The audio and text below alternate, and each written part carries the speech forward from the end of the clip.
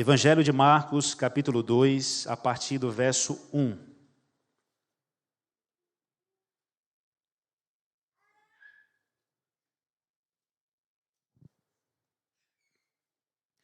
Você sabe que o Evangelho de Marcos é um evangelho que apresenta Jesus como um homem de ação.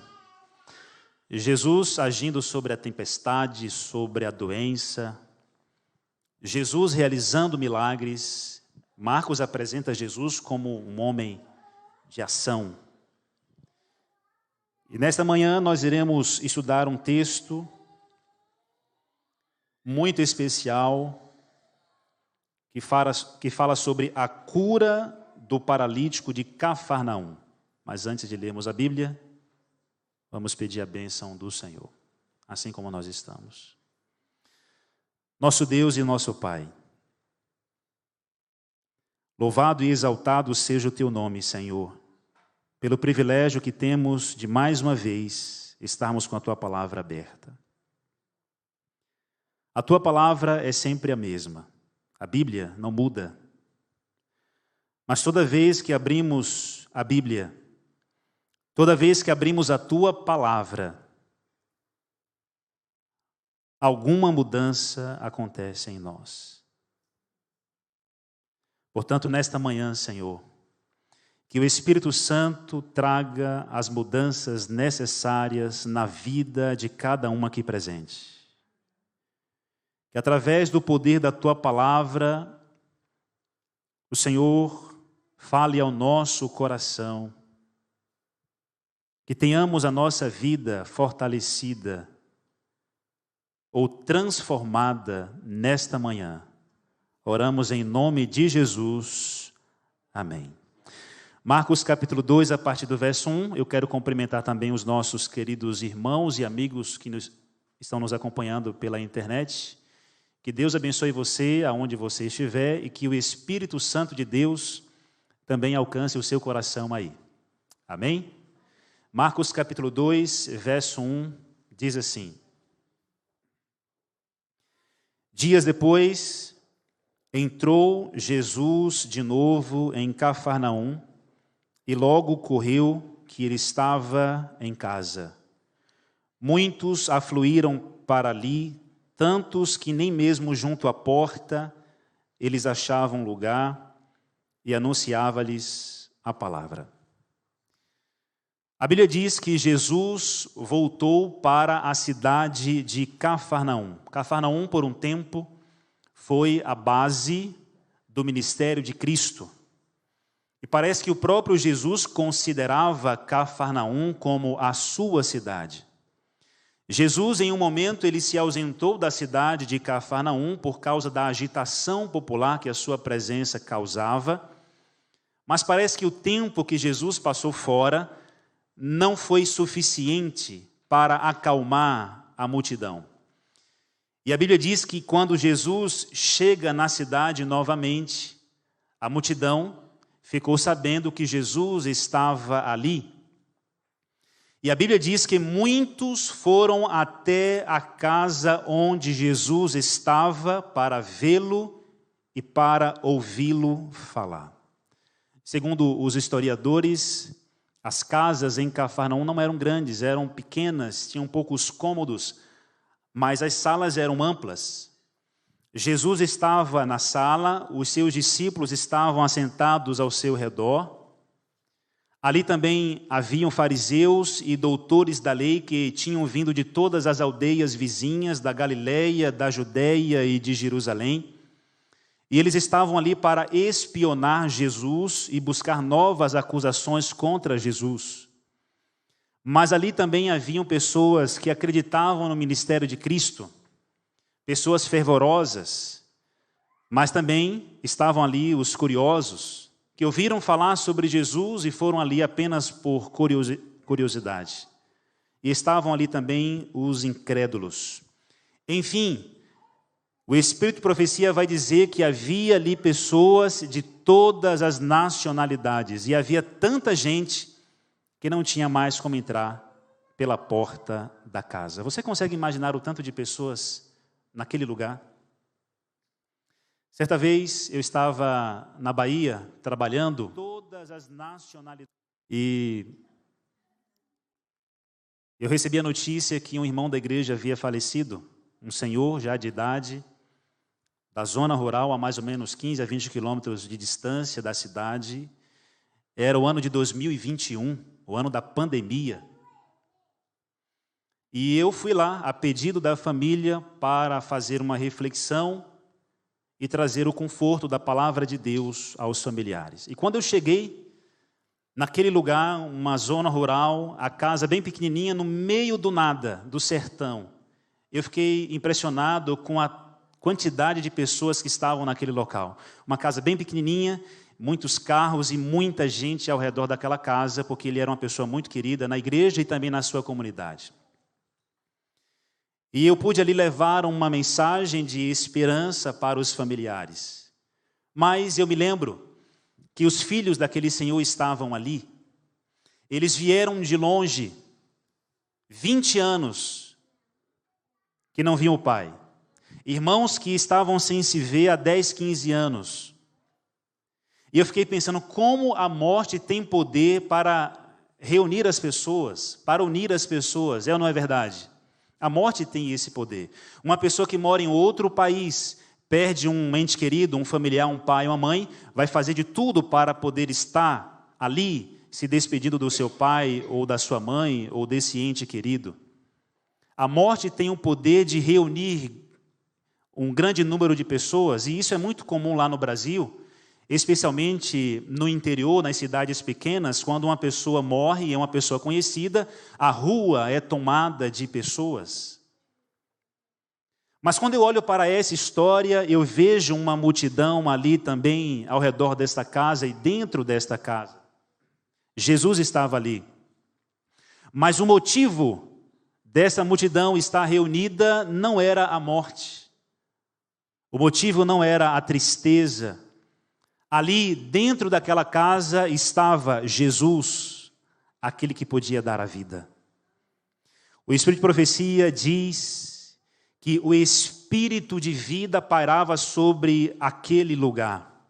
Infelizmente, para os fariseus e para os doutores da lei, não era possível eles discernirem a presença desse Espírito de vida.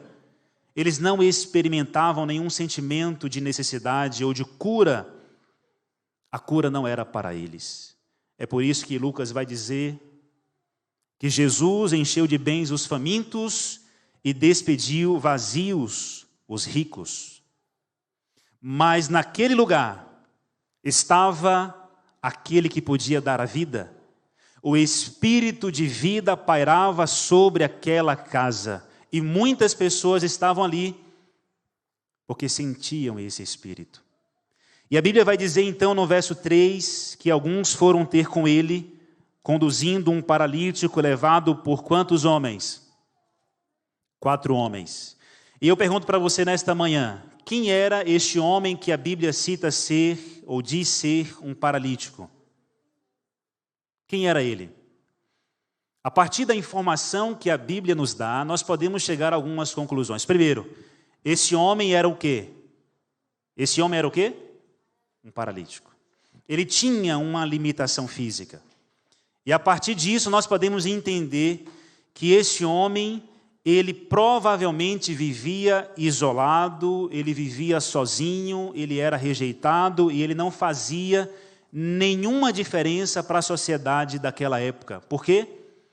Porque ele era um paralítico.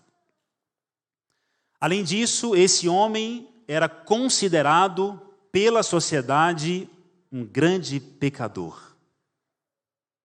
Mas por que, pastor, este homem era considerado um pecador? Pelo simples fato de ele ser um paralítico.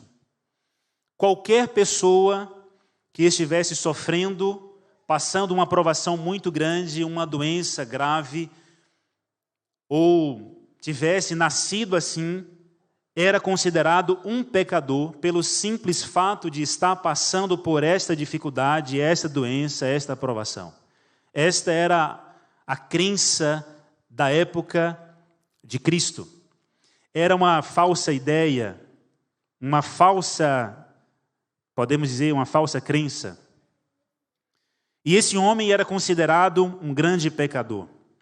Mas é claro, nós sabemos que não é bem assim. Nem sempre uma pessoa vai adoecer, vai morrer por causa dos erros que ela comete. Isso acontece. Mas isso não é uma regra. Em algumas vezes, Jesus disse que a doença e a aflição nada tinha a ver com o pecado de uma pessoa, como por exemplo em João capítulo 9, quando os discípulos perguntaram: Mestre, quem pecou? Este homem ou seus pais, se referindo a um homem cego? O que Jesus falou? Ninguém. Ninguém pecou para ele estar assim. Mas aquele homem continuava sendo considerado um pecador pelo simples fato de ele ser cego.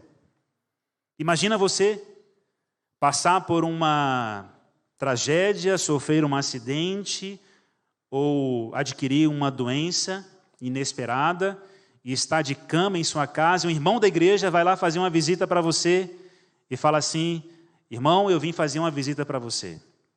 Eu vim orar por você, mas antes de orar eu quero dizer uma coisa para você. Você só está aí porque você é um miserável pecador. Já pensou? Você só está em cima dessa cama porque você errou, porque você é um miserável. É perigoso, seria perigoso você se levantar e dar um tapa no irmão. É ou não é? Aquele homem era considerado um pecador pelo simples fato de ele ser o quê? De ele ser o quê? Um paralítico. Esta era a falsa religião, podemos dizer assim, dos tempos de Cristo. Mas por que eu estou dizendo isso para vocês? Porque parece que no caso deste homem, essa falsa teologia se encaixava. Porque o Espírito de Profecia vai dizer que este homem estava nessa situação por causa dos erros que ele havia cometido.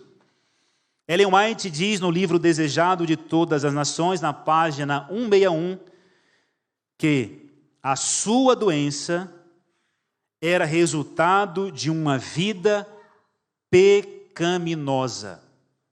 Ou seja, queridos, esse homem não era apenas considerado um pecador. Este homem havia sido o quê? Um pecador. Ele havia se tornado um paralítico, de acordo com a informação que o Espírito de Profecia nos dá, por causa de escolhas erradas que ele fez no passado. E isso acontece, sim ou não? Às vezes nós tomamos decisões erradas e isso nos traz algumas consequências sérias. Uma vez um irmão da igreja me ligou e falou assim: pastor, eu conheço uma família, não é da igreja, não são adventistas, mas eu conheço eles, e o rapaz, o filho dessa senhora que eu conheço, está precisando de uma visita porque ele está vivenciando um momento muito difícil. E eu vou lá fazer uma visita a eles e, se você puder ir, eu gostaria que você fosse também. E aí nós marcamos o dia e fomos lá, um bairro periférico da cidade, um lugar perigoso. Nós chegamos lá com os vidros do carro abaixados. As pessoas andavam armadas no meio da rua. Era um lugar onde tinha ponto de drogas, onde tinha ali facções criminosas. E nós entramos então na casa daquele jovem, uma casa pequenininha, simples, estreita, escura. Fomos lá para o final, no último quarto, onde ele estava. Entrei no quarto, sentei e comecei a conversar com aquele jovem. Um jovem de 19 anos de idade. E ele estava numa cama e ele começou a contar a história dele. Ele disse: pastor, eu me envolvi com coisas erradas. Eu me envolvi com drogas. Eu me envolvi com pessoas erradas. E eu comecei a dever pessoas erradas. E um dia eu estava num bar bebendo com os meus amigos. E 2 pessoas vieram em cima de uma moto e dispararam contra mim. E os disparos atingiram as minhas costas. E no mesmo momento eu caí no chão, fui levado para o hospital, e lá no hospital os médicos disseram: olha, você, a partir de hoje, não poderá mais andar. E ele dizia: eu já estou há 1 ano em cima dessa cama. E ele falava isso chorando. Um jovem de 19 anos, com a vida toda pela frente, sofrendo as consequências das suas escolhas. O que você acha? Esse jovem estava sofrendo? Esse jovem estava sofrendo e muito, não só pela sua condição física, mas também pela culpa, pelo peso que ele levava em sua consciência dos erros que ele havia cometido no passado. E ali eu pude orar com aquele jovem e pedir a bênção de Deus sobre a vida dele. Falei do perdão em Cristo Jesus e falei que Deus, mesmo ele estando naquela situação, poderia transformar a vida dele. Ele dizia: pastor, nem sair para buscar um tratamento, buscar uma ajuda eu posso, porque aqueles que fizeram isso comigo prometeram que vão ou irão terminar o serviço. Existem coisas na vida da gente que sim acontecem como consequência de escolhas erradas. Este homem paralítico estava nessa situação por causa de uma vida de pecados que ele havia tido. Eu não sei se você já alguma vez vivenciou alguma situação por alguma decisão que você tomou na vida. Eu não sei se você já vivenciou um drama, um problema, uma dificuldade emocional, física, espiritual, por causa de escolhas erradas que foram feitas e que não deveriam ser feitas. Possivelmente sim, porque ao longo da vida nós fazemos muitas escolhas. E essas escolhas que eu e você fazemos têm consequências positivas ou consequências negativas. É por isso que nós devemos procurar sempre, com a ajuda de Deus, fazer a melhor escolha, ou as melhores escolhas. Este homem paralítico estava vivenciando um drama em sua vida, porque ele estava assim por causa dos erros que ele havia cometido no passado. Mas ele ouviu falar sobre quem? Ele ouviu falar sobre quem? Ele ouviu falar sobre quem? Você um dia ouviu falar sobre Jesus? Esse homem ouviu falar sobre Jesus e ouviu falar que Jesus realizava milagres, que Jesus transformava vidas, e ele certamente desejou estar na presença de Jesus. Assim como você hoje escolheu estar na presença de Cristo, talvez alguns vieram à igreja hoje porque sentiram a necessidade de estar aqui. Talvez outros vieram apenas por um costume. Não, é o costume, nós vamos para a igreja. Mas o fato é que todos nós precisamos de Jesus. Todos nós precisamos estar na presença de Cristo Jesus. Porque só Jesus tem a vida. Só Jesus tem a solução. Jesus é a melhor escolha que nós podemos fazer. Amém? Esse homem então escolheu estar na presença de Jesus e eu imagino que ele pediu para alguns conhecidos ajudá-lo. E aqueles 4 homens pegaram aquele homem aonde ele se encontrava, eu imagino em cima de uma cama, e cada um pegou em um lado desta cama, aonde ele permanecia deitado, e isso já há muito tempo. E então talvez atravessaram a cidade e foram em direção à casa aonde Jesus estava. Só que quando eles chegaram na casa, eles perceberam que o local estava cheio de pessoas. Havia muita gente. Não tinha mais espaço para ninguém entrar na casa. E eles ficaram então sem saber o que fazer.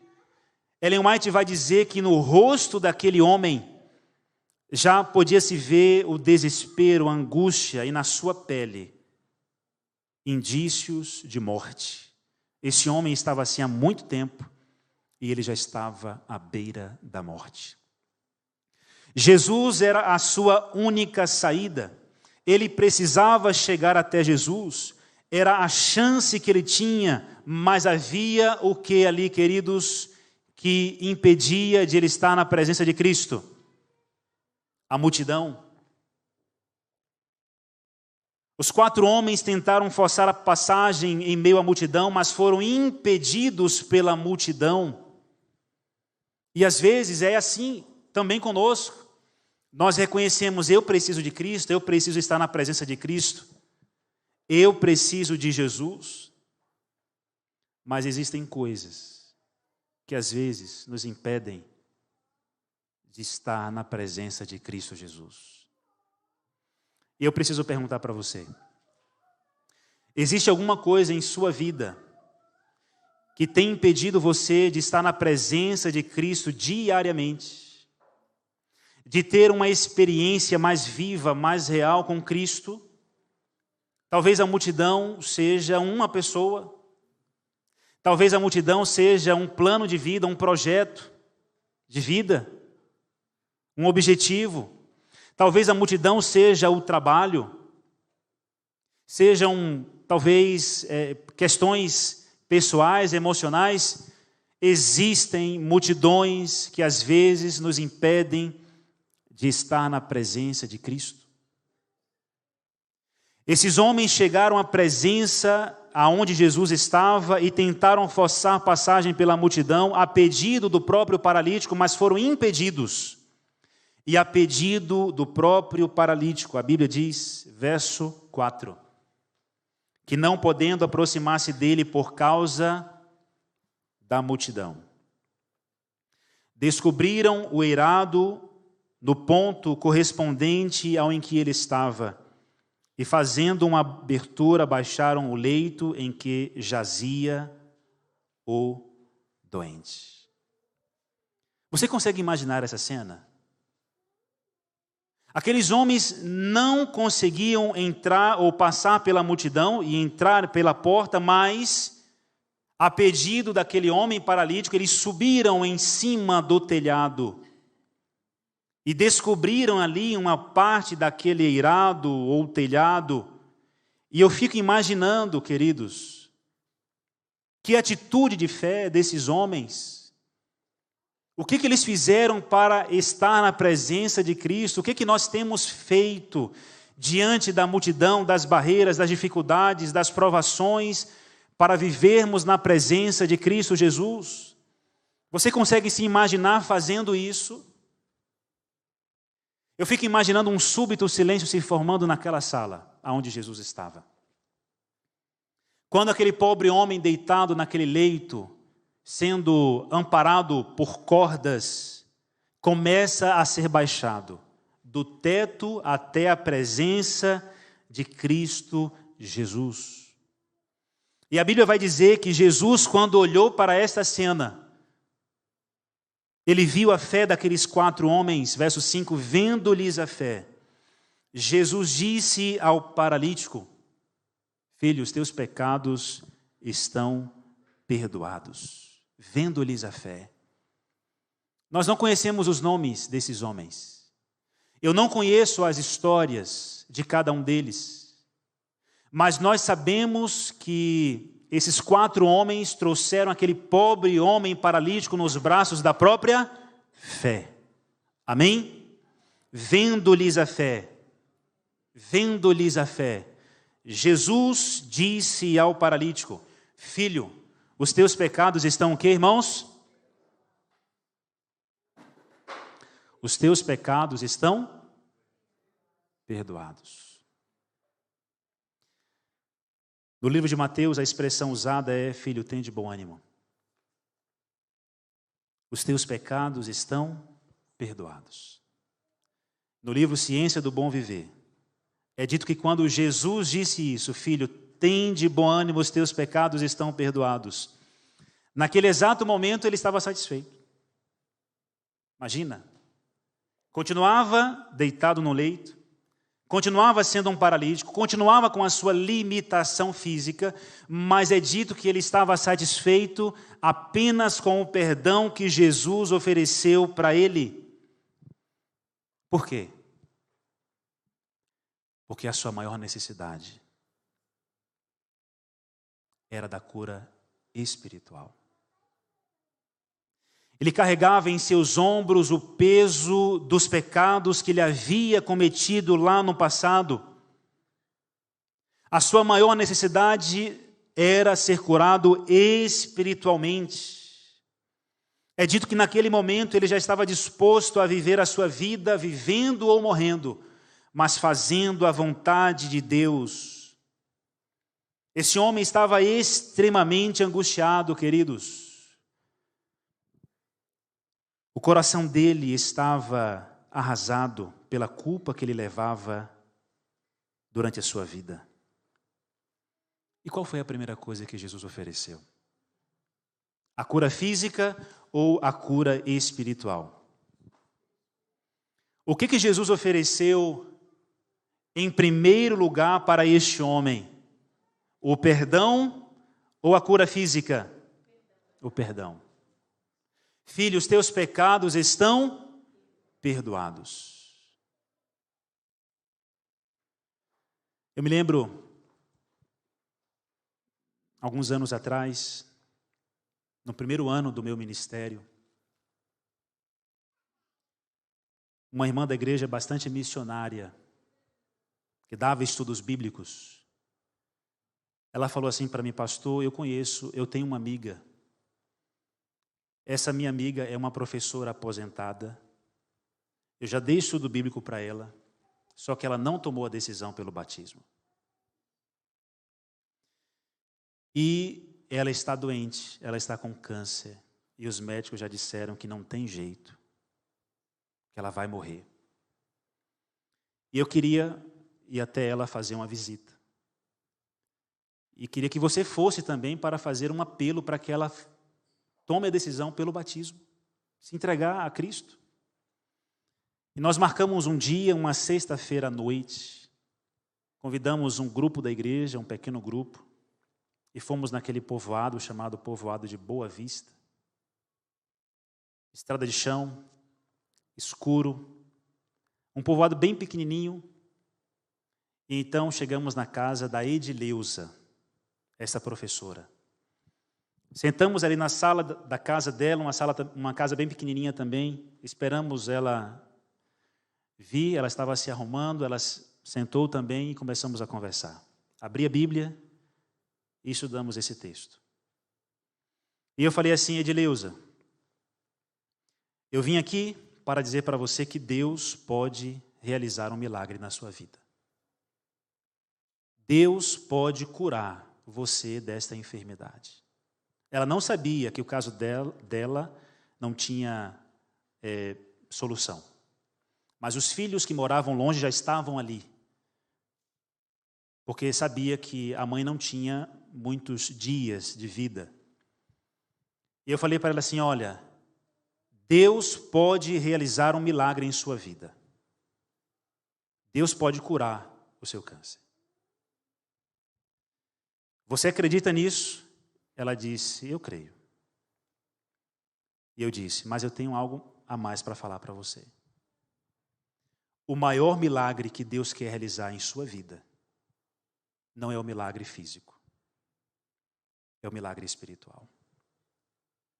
E eu vim aqui para perguntar: você aceita entregar a sua vida a Jesus?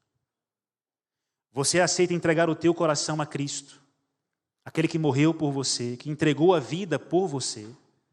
Você aceita ser batizada nas águas? E ela baixou a cabeça e por alguns segundos esteve pensando e depois levantou, olhou para mim e para os demais que estavam ali e disse: pastor, eu aceito. Amém? Eu aceito. E nós glorificamos o nome de Deus pela decisão daquela senhora. E eu então disse: amém? Louvado seja Deus. Vamos ficar em pé e vamos orar ao Senhor pela sua decisão. E ficamos em pé. E alguém falou assim: pastor, antes de orar, eu tenho uma pergunta para fazer. E eu disse: pois não? Ela disse: pastor, você falou que Deus pode curar a Edileuza. Você falou que Deus pode curar a enfermidade dela. Mas eu tenho uma pergunta para fazer para você. E eu me assustei, porque nós estávamos para orar E de repente eu fui interrompido por esta jovem que estava ali. E você quer saber qual foi a pergunta que ela fez? Vocês querem saber? Sim ou não? Esse sim está um pouquinho fraco, né? Vocês querem saber sim ou não? Sim. Daqui a pouco eu vou contar. Aguarda um pouquinho aí. Irmãos, quando eu olho para essa história, eu vejo essa história que nós estamos estudando também. Eu disse para aquela senhora, o maior milagre que Deus quer realizar em sua vida é o milagre espiritual, é o milagre do perdão, é a cura espiritual. Ao Jesus dizer para o paralítico, filho, os teus pecados estão perdoados, Jesus está dizendo para você aqui, eu tenho uma prioridade na sua vida, o espiritual, antes do material. Jesus está dizendo para você, filho, eu tenho uma prioridade para a sua vida, o espiritual. A cura espiritual, antes do físico, antes do material. Querida igreja de Oerlikon, nós vivemos em uma época onde as pessoas buscam mais as coisas materiais do que as coisas espirituais. Vivemos em uma época onde muito se fala da fé para conseguir uma vida melhor, conseguir prosperar na vida, conseguir um carro novo, uma casa nova, um trabalho melhor, um salário melhor. Muito se fala da fé para se conseguir coisas físicas ou materiais, para prosperar financeiramente. Mas me permita falar algo para você nesta manhã. Para Jesus realizar um milagre físico em sua vida, para Jesus curar você de uma enfermidade, para Jesus melhorar a sua condição financeira, para Jesus te dar algo melhor, para que você tenha mais conforto, nem sempre Ele vai precisar da sua fé. Nem sempre Jesus precisa da nossa fé para realizar milagres físicos, porque Jesus é o maior interessado em nosso bem-estar. Não existe ninguém mais interessado em nosso bem-estar do que Cristo. Como não citar um dos maiores ou o maior milagre que Jesus fez? A ressurreição de Lázaro. Aonde que estava a fé desse milagre? Lázaro já estava morto, não tinha fé. As suas irmãs já haviam momentos antes demonstrado a incredulidade, mas mesmo assim Jesus realizou o milagre. Para questões físicas, materiais, Jesus nem sempre precisará da nossa fé para resolver. Mas quando se trata de questões espirituais, aí esta é a prioridade de Jesus para nós. Como nós somos enganados. Como nós somos enganados quando buscamos demais as coisas que o mundo oferece. Como nós somos enganados quando nos concentramos mais nas coisas materiais do que nas questões espirituais. Ah, mas eu preciso melhorar o meu emprego. Quem nunca falou isso? Ah, mas eu preciso ter melhores condições financeiras. Eu preciso ajudar a minha família que está no Brasil.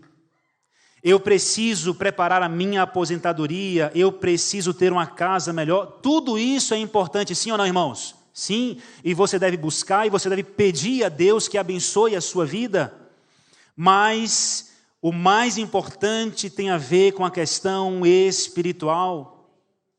Ah, mas eu só vou ser feliz quando eu alcançar esse ou aquele objetivo. Alguém já disse isso em seu coração? Eu só vou ter paz no coração quando eu tiver mais condições, mais tranquilidade na vida. Amigo, a verdadeira felicidade, ela começa em nosso coração com a verdadeira comunhão com Deus. e não nas circunstâncias exteriores, físicas ou materiais. A paz que Jesus oferece não é uma paz circunstancial, originada de bens materiais, de um carro bonito, de uma casa bonita, de muito dinheiro na conta, não. Esta é a paz que o mundo oferece, uma paz circunstancial, que dependem de coisas materiais. A paz que Jesus oferece não é uma paz circunstancial, por isso que ele diz, a minha paz vos dou, não vou-la dou como dá o mundo. A paz que o mundo oferece é uma paz circunstancial, mas a paz de Cristo é uma paz que excede todo o entendimento. É por isso que às vezes eu encontro pessoas que estão sofrendo, estão com as lágrimas da dor nos olhos, mas estão com o coração em paz. Você quer receber essa paz? Você precisa dela? Jesus te oferece nesta manhã. Filho, a minha paz vos dou. Eu não dou essa paz como o mundo dá. A minha paz é originada através do relacionamento que você precisa ter comigo. E essa paz só é possível através do perdão de Cristo Jesus. Quando Jesus disse, filho, os teus pecados estão perdoados, ele está dizendo, filho, eu tenho uma prioridade para a sua vida, o espiritual, antes do material. E no verso 6, a história continua dizendo, mas alguns dos escribas estavam assentados ali e arrazoavam em seu coração. Por que fala ele deste modo? Isto é blasfêmia. Você lembra que haviam pessoas ali, doutores da lei, fariseus, que estavam para espionar Jesus? Não, ele não pode dizer isso. Quem ele é para perdoar os pecados deste paralítico, deste pecador? Isto é blasfêmia. Quem pode perdoar pecados senão um que é Deus? E Jesus, percebendo logo por seu espírito que eles assim arrazoavam, disse-lhes, por que arrazoais sobre estas coisas em vosso coração? E Jesus fez uma pergunta muito interessante. Qual é mais fácil? Dizer ao paralítico, estão perdoados os teus pecados, ou dizer, levanta-te, toma o teu leito e anda?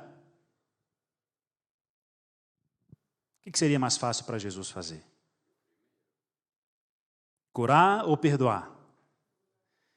Jesus percebeu a movimentação por seu espírito, os pensamentos ali, e disse, por que vocês estão pensando assim?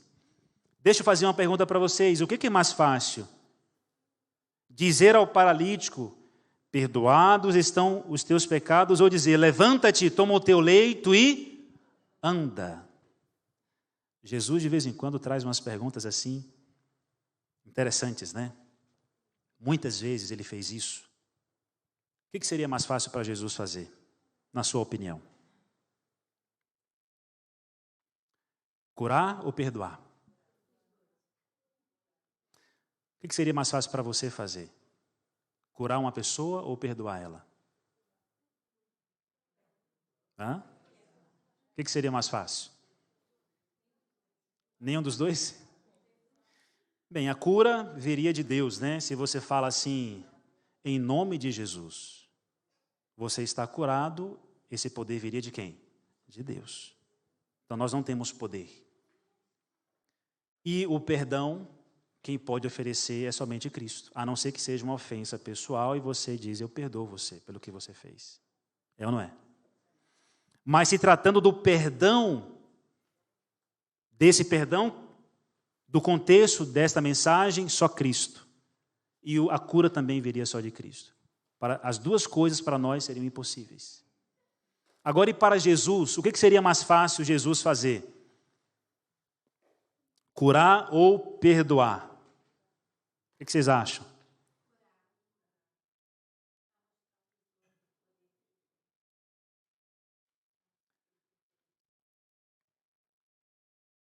Para Jesus curar uma pessoa, ele precisaria fazer o quê? Perdoar? Para Jesus curar uma pessoa enferma, o que ele precisa fazer? Ou precisaria fazer? Vamos lá, vem uma pessoa aqui com alguma limitação física, alguma enfermidade, e Jesus está aqui. Ele está, nós não conseguimos vê-lo, mas ele está aqui, e vamos imaginar que a gente consiga ver Jesus, e ele olha para essa pessoa, para Jesus curar essa pessoa, ele precisa fazer o quê? Jesus precisa falar para curar? Ele precisaria apenas olhar para essa pessoa e dizer, você está curado. Ou imaginar, e ele estaria curado, sim ou não? Porque Jesus tem poder para curar, sim ou não? Você crê nisso? Você crê que Jesus tem poder para curar? Você crê que Jesus ainda hoje tem poder para realizar milagres? Você acredita que Jesus pode realizar um milagre na sua vida hoje? Amém. Louvado seja Deus, eu também creio. Então, para Jesus curar, ele precisaria apenas dizer, você está curado. Agora, para Jesus perdoar aquele homem, o que ele precisaria fazer? E aí? Sim, a necessidade, o arrependimento. Mas além disso, para Jesus perdoar, o que ele precisaria fazer?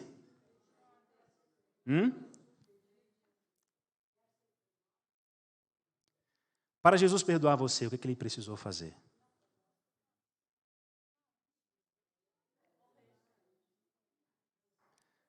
Para Jesus te perdoar, ele precisou ir até a cruz. Para Jesus perdoar você, ele precisou morrer. Para Jesus perdoar aquele homem paralítico, sofredor, miserável, Jesus sabia que precisaria ir até a cruz para morrer, e ele sabia que faria isso. Por isso Jesus estava oferecendo o perdão a ele, porque se Jesus não morresse na cruz, não haveria perdão. Se Jesus não tivesse morrido na cruz, não haveria motivo para estarmos aqui nesta manhã. Para Jesus perdoar você, ele precisou ir até a cruz, e você conhece a história. Nós já conhecemos. Jesus foi pregado numa cruz, teve as suas mãos e os seus pés perfurados por pregos. Jesus teve uma coroa de espinhos em sua cabeça. Jesus foi espancado, esbofeteado, foi chicoteado. Jesus foi abandonado pelos seus próprios amigos. Para Jesus perdoar aquele homem, ele precisaria ir até a cruz. O que seria mais fácil para Jesus fazer? Você entende a importância do perdão? Como o perdão é importante. Você consegue entender como esse perdão é valioso?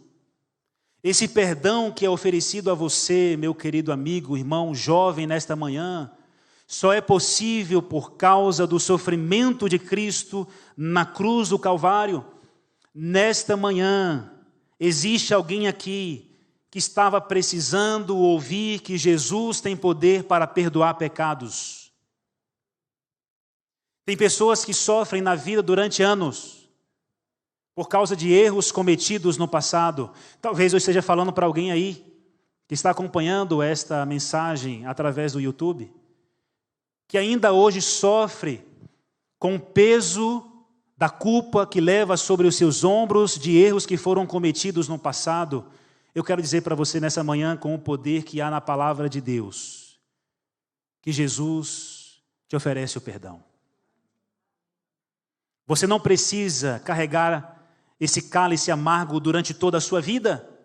Por mais que existam consequências, mas você pode ter a certeza do perdão e ter em seu coração a paz que excede todo entendimento. Quem crê, diga amém. Jesus tem poder para perdoar pecados. Nós temos que lembrar isso constantemente. Ele tem autoridade. Este é o centro da mensagem do Evangelho. Esta é a mensagem mais importante que nós temos na Bíblia. É a verdade mais distintiva do cristianismo. Esse é o coração do Evangelho. A fé cristã possui muitas verdades e valores. Mas a maior delas é que um pecador pode ser limpo e liberto dos seus pecados. Será que você estava precisando ouvir isso nesta manhã? Que Deus tem poder para perdoar os seus pecados, para tirar o peso dos seus ombros, para te trazer a paz que você tanto almeja?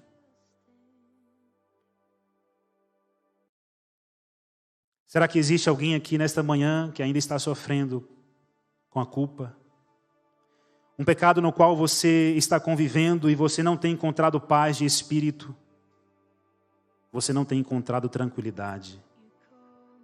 O relacionamento de Deus com o ser humano é baseado no perdão. Sem perdão não existe relacionamento. Deus antecipadamente já tem uma atitude perdoadora. Você sofre por causa de um erro cometido ontem, semana passada, mês passado, há 1 ano atrás, há 10 anos atrás, antes de você cometer esse pecado. Deus já estava disposto a perdoar você.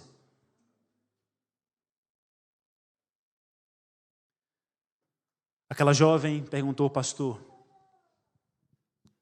eu tenho uma pergunta para você.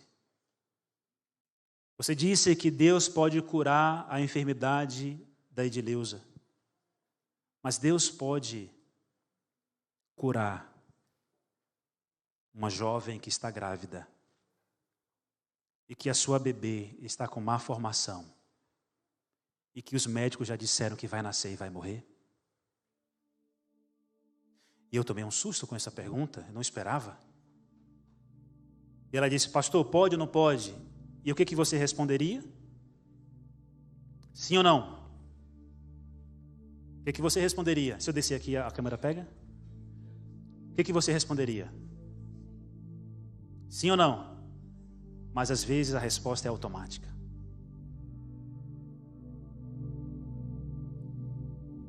E eu disse sim. Também. Claro, sim. Mas você sabe que às vezes a gente diz sim, mas sem crer no milagre, sem crer que Jesus pode realizar o milagre. É como uma pessoa aqui nesta igreja precisando de um milagre visível, talvez em cima de uma cadeira de rodas, e eu falo assim para esta pessoa e diante de vocês aqui, olha, nós vamos orar e vamos pedir para Deus realizar o milagre, e você que sempre esteve numa cadeira de rodas, nesta manhã você vai se levantar e vai sair daqui andando? E aí? Se eu fizesse isso aqui nesta manhã, o que você iria pensar? Opa, o pastor está indo longe demais. Talvez outros iriam, não, eu quero ver o que vai acontecer. É ou não é? Jesus tem poder para realizar milagres, sim ou não, irmãos? Sim. Mas às vezes nós não cremos que Ele vai realizar o milagre, apesar de sabermos que Ele realizou muitos milagres. E eu talvez naquela resposta automática eu disse sim, Deus pode realizar um milagre, mas por que é que você está perguntando isso? E então ela disse assim, pastor, eu estou perguntando isso porque esta jovem que está aí do seu lado, ela está grávida. Eu olhei para o meu lado direito, a minha esposa não estava nesse dia, e tinha uma jovem sentada numa cadeira de plástico, e ela estava ali o tempo todo, eu não havia percebido. E eu perguntei para ela, minha jovem, você está com quanto tempo de gestação? E quando eu perguntei isso, ela começou a chorar. E chorando, soluçando, ela disse, pastor, eu estou com 8 meses. E de fato a barriga dela estava bem pequenininha, estava murcha. Não dava para perceber que ela estava grávida, eu permaneci ali o tempo todo e não havia percebido que havia uma grávida ao meu lado. E ela começou a chorar. Eu estou com 8 meses de gestação. E eu também me emocionei, porque a minha esposa estava grávida de 8 meses. Da nossa filha Helena. E nós já havíamos comprado o berço, o guarda-roupa, as roupas, as roupinhas. Já estava quase tudo pronto para receber Helena, a nossa primogênita. Estávamos sonhando em conhecer o seu rosto, mas aquela pobre jovem não podia sonhar em ter a sua bebê em seus braços, porque os médicos diziam: a sua criança está com má formação, ela vai nascer e imediatamente vai morrer, não tem condições de sobreviver.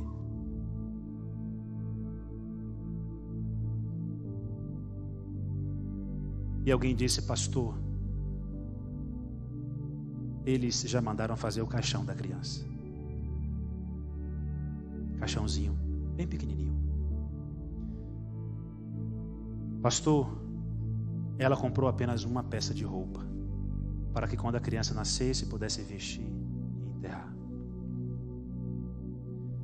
Emocionado, todos foram tomados pela emoção naquela sala. Eu olhei para aquela jovem e perguntei assim: você acredita que Jesus pode realizar um milagre em sua vida? Fazer um milagre na vida da sua bebê? E ela, chorando, disse: eu acredito que Deus pode realizar um milagre. Então nós vamos orar. Não tem mais nada a fazer a não ser orar. Vamos pedir a Deus. E então oramos a Deus. Oramos pela Edileuza, que estava com câncer, e pedimos: Deus, realiza um milagre na vida da Edileuza, um milagre físico. Mas nós queremos louvar o Senhor hoje, porque hoje o Senhor faz um milagre espiritual no coração desta mulher. Mas nós queremos te pedir também que o Senhor opere o milagre na vida desta jovem, desta bebê. Por favor. Oramos e fomos embora.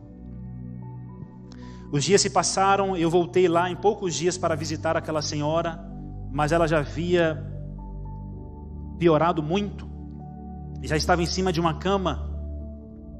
Eu pude conversar com ela, ela sentia muitas dores, você não podia tocar nela assim, triscar que ela sentia dor. Não tinha condições de ela ser batizada.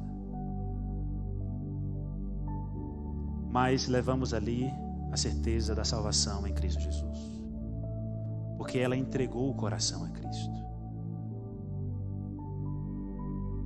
Deus operou no coração dela a cura espiritual. Fui embora, na esperança que ela tivesse uma melhora, e continuamos, eu e a igreja, continuamos orando. Só que, alguns dias depois, umas 2 semanas depois, essa mesma irmã que havia me chamado para ir até lá, visitar essa senhora, me ligou e falou assim: pastor, a Edileuza morreu. E a família quer que você vá lá para fazer o culto fúnebre. Deus não realizou o milagre físico, mas Ele operou o milagre espiritual, aquilo que é mais importante. Mas alguns dias antes, 2, 3 dias antes, aquela jovem que havia feito a pergunta sobre a mulher grávida me mandou uma mensagem no WhatsApp e disse assim: pastor, você se lembra daquela jovem que estava grávida? Sim, a igreja está orando por ela, nós estamos orando por ela.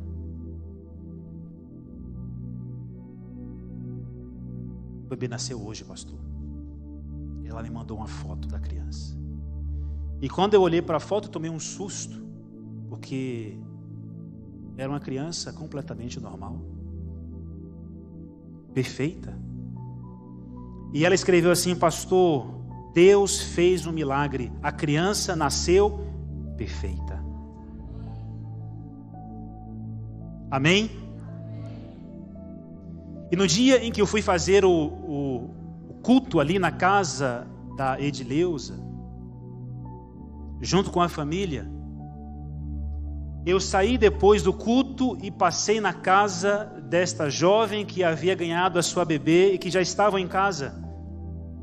E ela nos recebeu com os braços abertos, com um sorriso do tamanho do mundo, um marido feliz da vida. E disse assim: entra aqui, gente, entra aqui, pastor. E levou a gente no quarto e a bebezinha estava em cima da cama, com uma roupinha rosa perfeita. E ela tomou todos os exames, vários papéis, e diz aqui, pastor, todos os exames que indicavam a má formação, que ela iria nascer e não iria sobreviver. Deus ainda faz milagres. Na vida da Edileuza, Deus operou milagre espiritual, aquilo que é mais importante, aquilo que é a prioridade de Deus para a minha e para a sua vida, porque é através do milagre espiritual, é através do perdão em Cristo Jesus, que nós temos a vida eterna, diga amém. E o que é essa vida diante daquilo que Deus tem preparado para mim e para você? O que é esse tempo que nós passamos, por mais que estejamos num país perfeito, mas o que é isso aqui comparado com o que Deus tem preparado?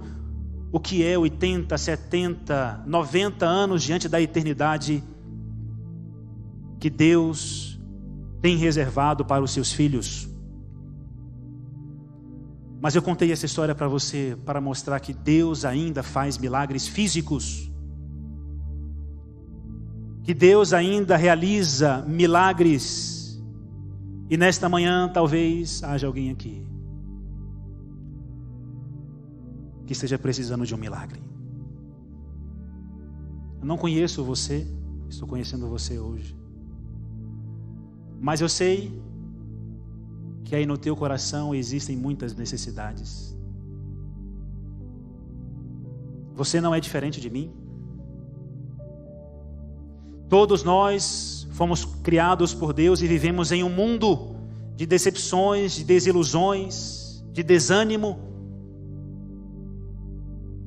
Todos nós precisamos de milagres. Mas nesta manhã, você precisa sair daqui fazendo a melhor escolha, decidindo receber a cura espiritual. A melhor escolha que você pode tomar nesta manhã é receber o perdão de Cristo Jesus, de ser curado espiritualmente, de ser curado em seu coração, de receber a paz que excede todo entendimento. Amém? Você deseja nessa manhã receber essa cura?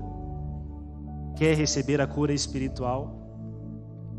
Mas talvez alguém aqui também esteja precisando de uma cura física, material. Deus também pode operar, mas Ele tem uma prioridade: o perdão, o espiritual.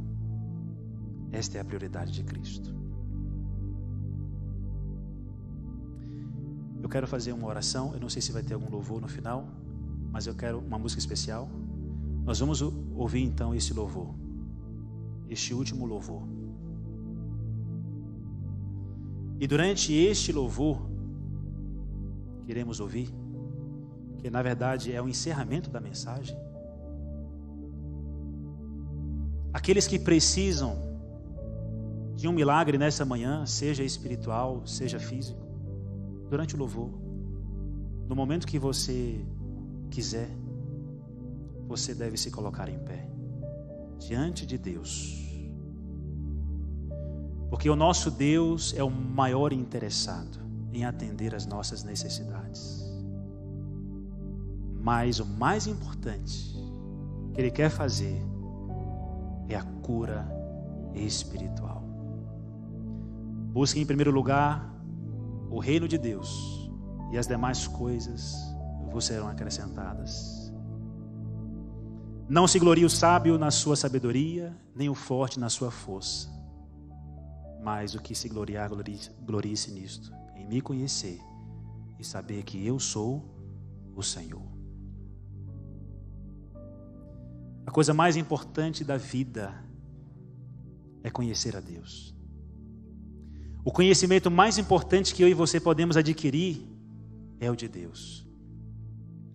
E aquilo que é mais importante que podemos receber é esta cura espiritual.